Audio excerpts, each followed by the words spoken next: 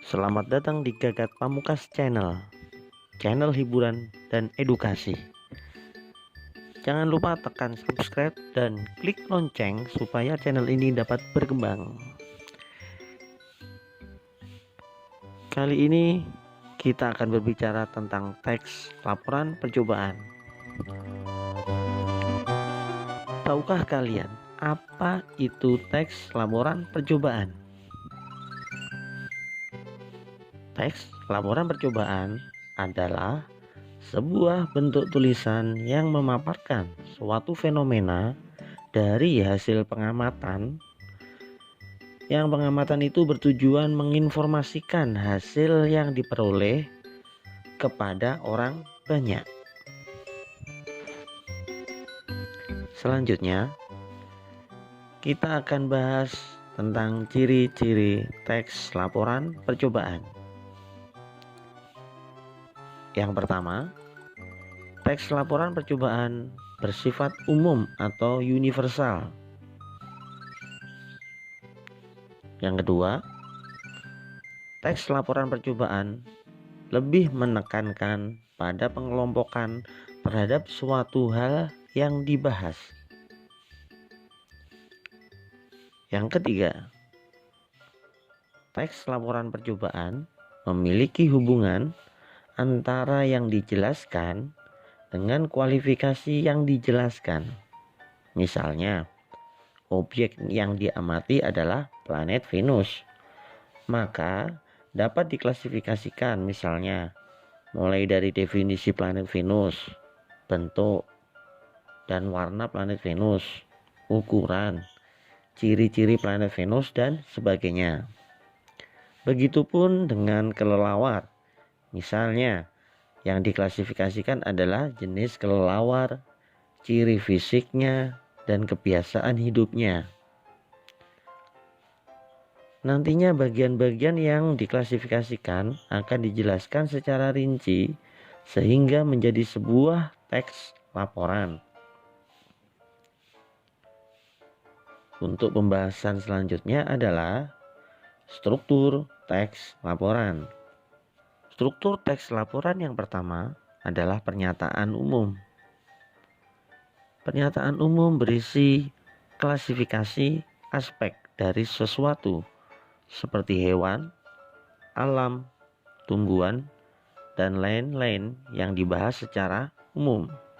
Misalnya, dalam teks kelelawar, pernyataan umumnya adalah kelelawar merupakan mamalia. Kelelawar satu-satunya mamalia yang dapat terbang.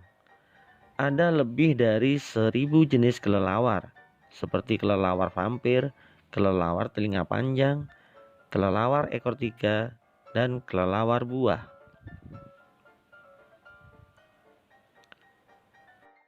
Struktur berikutnya adalah uraian. Uraian menggambarkan sesuatu yang dibahas secara rinci, bagian per bagian. Kebiasaan atau kebutuhan hidup makhluk hidup menggunakan bahan atau alat, perilaku alami, dan hal khusus. Misalnya dalam teks kelelawar, uraian yang dibahas yang pertama misal dari segi jenis penampilan. Kelelawar tampangnya mirip tikus. Saat terbang bersama, kelelawar seperti tikus terbang.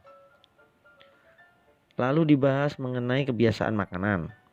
Beberapa kelelawar makan darah, buah, ikan, dan kaktus. Lalu dari segi kapasitas, kelelawar dapat mendengar dari jarak 1 km.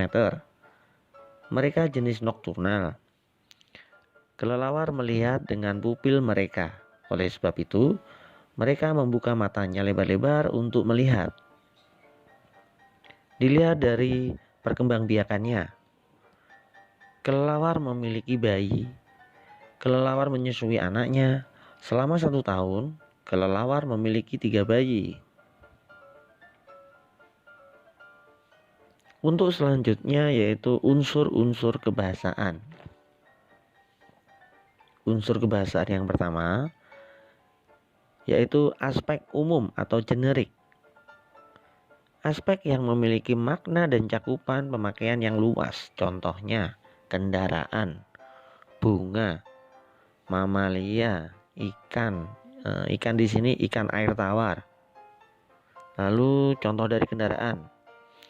Kendaraan kata khususnya seperti sepeda motor, mobil, kereta.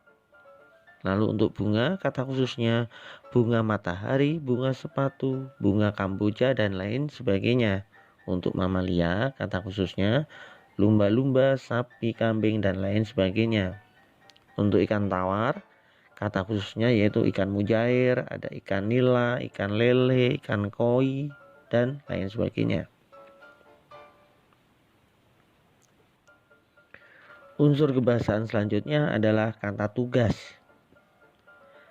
Kata tugas yaitu kata yang hanya memiliki makna gramatikal, makna yang berubah sesuai konteks, sehingga makna kata tugas akan menjadi jelas jika dikaitkan dengan sebuah kalimat. Contoh kata tugas itu ada kata depan yaitu di, ke, dari, pada. Contoh lagi kata hubung, misal dan, atau, tetapi. Selanjutnya kata sandang. Di sini ada si, sang, yang. Lalu partikel ada lah, tah, kah, pun. Contoh dalam kalimat Phloem dan floem adalah sel tumbuhan.